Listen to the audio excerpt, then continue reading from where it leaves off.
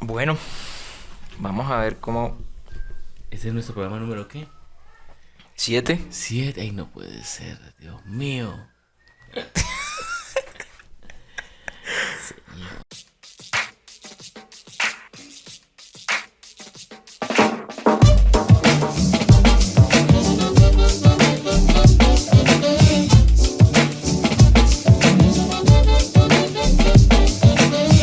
Hola, ¿qué tal? Saludos a todos y bienvenidos a ese sancocho número 7. ¿Qué hay, Manu? ¿Todo bien? Bien. Preocupado, se nos ¿Por está qué? acabando el tiempo. Hombre, Comenzamos cuenta regresiva. Y es difícil, ¿no? Porque si hay algo difícil en la vida es despedirse. Pero las buenas cosas tienen eso, ¿no? Que Sí. también son circunstanciales. Decir adiós es morir un poco, dice un poeta mexicano. Y como diría un poeta argentino, poder decir adiós es crecer. ¿Sí te acordás de ese temazo? Bueno. Pero hoy vamos a hablar del amor. ¿Qué podría uno decir del amor? No, pues es que el amor lo ha sido todo en la historia humana. Todos los relatos que tenemos han sido relatos de amor, ¿no?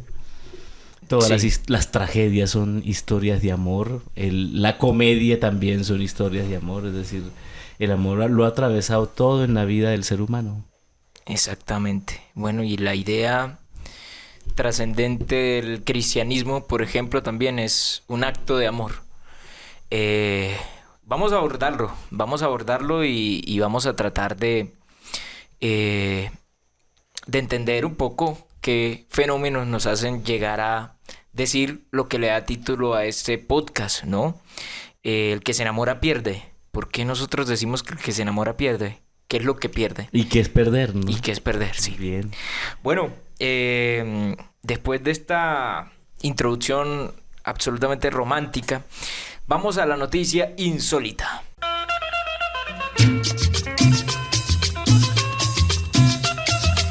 A punto de ser padre, el hijo traiciona al padre, que a su vez ya lo había traicionado. Y eso después de demostrarle al padre que era su hijo verdadero, a pesar de que el padre ya tuviera otro, elegido, adoptivo y con su mismo nombre, siendo como él, gobernante. Esa es la historia de filiación, suplantación, dolor, celos e infidelidad. Y en el centro, la madrastra poderosa, no genitora de varones del rey. Lo otro, todo el andamiaje de la corrupción, eso es accesorio. Solo existe para que la historia mítica de la autodestrucción y el parricidio tengan lugar. Esa es la historia de Nicolás Petro y Gustavo Petro, porque lo insólito en ese país es que estamos ante un inminente caso de corrupción cuyas pruebas habrá que presentar y desde luego habrá todo el trámite judicial al respecto, pero que de nuevo involucran las familias. Hace poco en un concierto Rubén Blades emite un mensaje que podría ser interpretado de muchas formas en medio de la canción Amor y Control, que es una canción que habla del amor familiar, y dice: familia, familia y cariño es cariño. ¿Cómo entender el amor también atravesado por el poder, ¿no? Y este escenario tan difícil de la política y el problema de, o sea, lo insólito que es que un hijo ponga en entredicho la presidencia de su padre, ¿no? Esto parece sacado de una monarquía. De una novela de Kafka, de la carta al padre o no, los hermanos Karamazov, se acerca un poco más, ¿no? Que es la necesidad de matar al padre, ¿cierto? Del que habla Freud también. Me parece, bueno, primero que es un momento muy difícil para el presidente, tanto en lo personal como en el ejercicio de su gobierno, porque quiérase o no, en lo público, lo personal afecta igual, ¿no? Igual que cualquier otra realidad. Y mucho más cuando esta situación del hijo pone en entredicho la legitimidad del padre, que yo creo que es lo que está sucediendo aquí. También me pone a pensar en eso que han molestado tanto los medios, ¿cierto? De que yo no lo crié, ¿no? Ujú. Y de la responsabilidad de ser padre, ¿cierto? Que ser padre es un lujo que no se lo debe dar uno cuando está en la guerra, por ejemplo. Ser padre es un estado del derroche del amor que tiene una persona que necesita compartirlo con otra vida. Eso para mí es la paternidad. ¿Y el poder estas para vos historias limita esa capacidad? Y yo creo que más allá del poder, yo creo que lo limitan los ideales, ¿no? Es decir, cuáles son aquellas pasiones o ideales que te mueven la vida y si son compatibles con una paternidad. Yo creo que si hay algo que le dificulta a los hombres del poder son sus propios familiares. Siempre ha sucedido así en la historia. Total, o sea, esto sí, no sí, es sí. una cosa ajena. Claro, Lo porque que está es que sucediendo yo te ahora lo no es una pregunto cuestión ajena. Porque hay todos los argumentos de juicio para decir que tiene sentido la teoría. Y si lo hacemos... Casi que se diría que esto es arquetípico, ¿no? Claro, Es claro, no. Es arquetípico. que el hijo de Samper, es que el hijo de Gaviria, es que los hijos de los presidentes siempre han sido una piedra en el zapato para el buen desarrollo de su historia política. Ahora, que una campaña presidencial tenga dineros del narcotráfico en Colombia, eso no es algo nuevo. No, pues ¿no? es que yo creo que desde el escándalo del 8000 Claro, total. tenemos ya casi que Ahí se rompe un hito. no Sí. es un presente, es un hito. Eso Sí. es una cosa que es brutal. Sí, sí es cierto. Pero más allá de eso, es decir, el hecho de corrupción que va a ser probado o no en juicio, lo que nos importa es el drama institucional de Colombia y el drama familiar que entreteje este tipo de escenarios. Es que es una cosa que me la ponen en una novela y no me la creo. Porque es que eso es de una Es el clavo en el dique, es ¿no? una Que puede agudeza. resquebrajar todo un estado. Claro, claro. Porque es impresionante. Y bueno, no sé. Nos vamos a quedar aquí en la noticia. Yo creo que, Es que está buenísimo está el muy tema porque es difícil que nos ayuda a hablar a entender de lo el que vamos a hablar amor. hoy. Sí, sobre todo cómo podemos entender el amor frente a la verdad, ¿no? Cómo combinar esos dos elementos. Ok. O amor y control. A mí esa palabra me aterra porque es que en el amor no debe haber control. En el amor debe haber confianza mutua, no control, ¿cierto? Pero bueno, eso también vamos responde allá. a una época. Vamos allá. Entonces, aquí pongan shh, y cambiamos ya. Vamos al tema principal. ¿Cómo explicar el amor? Yo creo que habrían varias formas de entenderlo, ¿cierto? Y uno podría, digamos, como un primer planteamiento, tratar de entenderlo desde, por ejemplo, la ciencia o desde la metafísica, si se quiere. Por un lado, pues encontramos esas dos narrativas. Entenderlo desde la ciencia puede ser un anhelo de certezas, como la biología animal, como la humana, nos lleva a la necesidad de acompañarnos. Yo hace un tiempo, revisando estadísticas en mis ratos libres, veía cómo la crisis económica en España redujo la cantidad de divorcios. No porque la gente no tuviera problemas para convivir, sino porque era más difícil vivir solo. Y era más difícil solventar su vida siendo una persona soltera que estando casado. Puede ser una explicación científica de nuestra necesidad de amar, la necesidad de estar acompañados. Bueno, hay un mito griego muy interesante, ¿no? Que se cuenta en el banquete, si no estoy mal, ¿cierto? Y es el mito de que los hombres eran esféricos, tenían 4 manos, 4 pies y tenían los 2 sexos, ¿cierto? Entonces, estas criaturas que eran los seres humanos se volvieron soberbias. Y Zeus, en un ataque de ira, los parte a la mitad, les cosen el ombligo, ¿verdad? Uh-huh. Y los separa a las mitades. desde ese momento cuenta el mito, estamos buscando esa otra parte que ha sido separada por los dioses, ¿cierto? Yo creo que desde los mismos mitos fundacionales se concibe al hombre como necesitado siempre, ¿no? Es decir, yo creo que el amor nace justamente desde esa posibilidad de la necesidad que tiene el ser humano del otro. Creo que ese sería el origen porque el amor es una cuestión exclusivamente humana como realidad. Y el problema de ese primer entendimiento que nosotros le damos, que sería una visión de un intento de racionalización del amor, pues es que el amor no solo puede ser entendido como una necesidad de otro, ¿cierto? Porque sí, esa es una visión reduccionista, además utilitaria, sino que también el amor va más allá de lo físico, y por eso traía a colación la necesidad de entenderlo desde la metafísica siendo esto dentro de sí, o más allá de lo físico, y esa idea de que el amor es algo más, de que hay mariposas en la panza. Es decir, si lo ponemos en un paralelo, la ciencia intenta tener la certeza del amor, la metafísica intenta comprender el encantamiento, y cómo esa idea de amar y de estar encantado nos permite a nosotros entender la vida. Ahora, cómo eso también es pérdida, ¿no? El que se enamora pierde. ¿Cómo concebís esa idea, Manu, de la metafísica dentro del amor? Bueno, yo lo que pasa es que aquí hemos encontrado que frente al tema del amor, por lo menos a nivel de la literatura, que es lo que mejor conocemos, ya íbamos.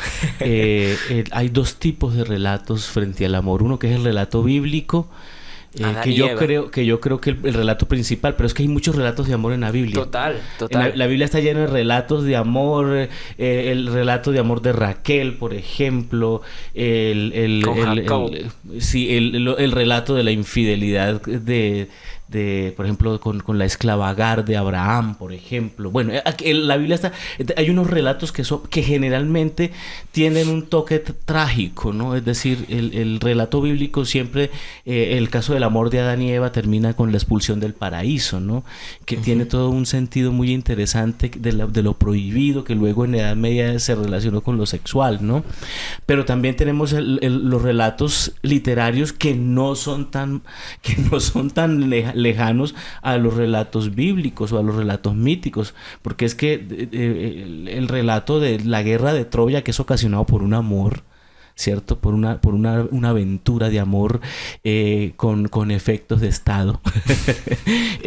No se parece en nada a otro tipo de historias de amor en el Imperio Romano, por ejemplo, o en la historia, ¿cierto? Entonces la literatura ha retomado esas historias trágicas y nos ha vendido, yo creo que varios elementos interesantes. Uno tenemos entonces el amor que termina en tragedia, que termina en muerte, como Romeo y Julieta, ¿cierto? O el amor que termina en locura, como en el caso del el Quijote de la Mancha. Con Dulcinea. Es esa idea de, digamos, el amor en lo profundo tiene la idea de la entrega. Por eso no es tan loco cuando se dice que el que se enamora pierde. En el amor hay pérdida. Claro, ¿cierto? Y del ego. Y si uno lo analiza desde la literatura, pues encuentra esa serie de ejemplos que nosotros estamos relacionando y tratando de entender, porque es que esas narrativas, aunque nosotros no lo creamos, construyen nuestras propias narrativas del amor. Es decir, somos permanentemente la idea de Adán y Eva, somos permanentemente la idea de Romeo y Julieta, somos permanentemente la idea de Nicolás y la infidelidad. O sea, esas historias, aunque las veamos y seamos un tercero cuando las leemos, pues son también nuestras historias. Es decir, no está muy lejos la idea de Romeo y Julieta, la prohibición y la muerte. O el amor trágico que termina en una cárcel. Claro, ¿no? En relación a lo que hemos visto, sí. Por ejemplo, cuando el conflicto armado interfiere en la idea del amor. Si alguien se enamoró de otro al que le estaba prohibido amar, entonces se convierte en una amenaza de guerra y puede terminar también en la muerte. Es decir, esa historia se repite todo el tiempo, todo el tiempo. Ahora, ¿por qué perdemos cuando amamos? Porque cuando amamos salimos de nosotros mismos. Es que lo interesante del amor es justamente eso. Es una salida, es decir, lo contrario al ego es el amor. Es decir, porque el amor lo que hace es salirte de ti para comenzar a preocuparte por otra persona. Y en el caso del enamoramiento sería salir de mí para construir con la otra persona un proyecto juntos. Es decir, cuando uno está enamorado, ¿cierto? A mí me gusta mucho, en inglés se dice como caer en amor, ¿no? Sí, porque tiene esa palabra del fall, ¿no? De caer. Me gusta porque en verdad es un perderse, ¿no? O sea, cuando es involuntario, es involuntario. Uno no se cae queriendo, ¿no? O sea, si me hago entender, no, el amor es un fall, ¿cierto? Fall down, es caer de alguna manera. Y eso a mí me parece fantástico. De hecho, en alguna ocasión hablaba con una profe en Estados Unidos, ella se llama Fran, pero no de Frank, sino de Francisca, ¿no? Okay. Entonces, yo le preguntaba a Fran, bueno, entonces, ¿qué es el amor? Y ella me decía, commitment, compromiso. El amor es compromiso. Es decir, el amor es la capacidad que tengo yo de salir para estar más allá de mí, para proteger el compromiso. Y eso a mí me pareció de una lucidez, porque si entendiéramos solamente que el amor no es lo romántico, no es solamente lo erótico, sino que implica una adhesión de mi voluntad a un proyecto mayor, que es la alianza con el otro, pues yo creo que tuviésemos mucho más cuidado para elegir nuestras parejas o nuestras relaciones de amor. Y yo creo que, es decir, por ejemplo, cuando todo el tiempo se ha dicho que hay una búsqueda de la media naranja, que hay una necesidad de completarte, y en realidad pues no quiero sonar a superación personal, porque no lo somos ni intentamos esa idea, pero para llegar al compromiso, porque es que cuando tocas el tema del compromiso, pues hay que mejor usar como la frase de los aviones. En caso de accidente, piense usted primero en salvarse usted mismo y luego si piensa en ayudar al otro. Es como eso, ¿no? El amor es esa idea de que sálvese primero usted. Aprenda a amarse desde su completitud, para que luego pueda existir un grado de conexión y compromiso con otro. Esto que dices me hace pensar en los niños perdidos del Amazonas, ¿no? Y del grado de sacrificio, de maternidad que tuvo la niña mayor para cuidar de sus hermanitos, ¿cierto? Creo que probablemente en la que menos pensó ella fue en sí misma. Es que el amor es justamente esa salida de sí mismo. Pero si ella no se salva, al final no puede salvar a los demás tampoco. Claro. Pero creo que está por encima el sentimiento, ¿no? Es decir, es algo más. Y eso me parece que es lo hermoso del amor. Pensemos en esa escena clásica del Titanic, donde está ella, está Rose y está Jack, y están en ese momento cuando ella lo ve hundirse dentro del mar. Esa idea del compromiso, a pesar de, del grado de, digamos, de lo romantizado que está esa entrega, pues el compromiso tiene que ver también con entender que a veces la finalidad del amor, voy a poner en estos términos, que a veces la eternidad del amor no dura toda la vida, que el amor se desgasta, que puede caer en ciclos complejos, que el que se enamora pierde, nos haga entender que también hay que identificar cuando hay que dar la mano y decir adiós, que no podemos concebir, por ejemplo, decir que la idea de que el amor todo lo soporta, y en medio de una sociedad que ha normalizado la violencia intrafamiliar y que perpetúa sistemas de violencia, que a veces por amor hay que ir. Pero que todavía se cree en el matrimonio, ¿cierto? Y la gente todavía cree en los votos y los hace.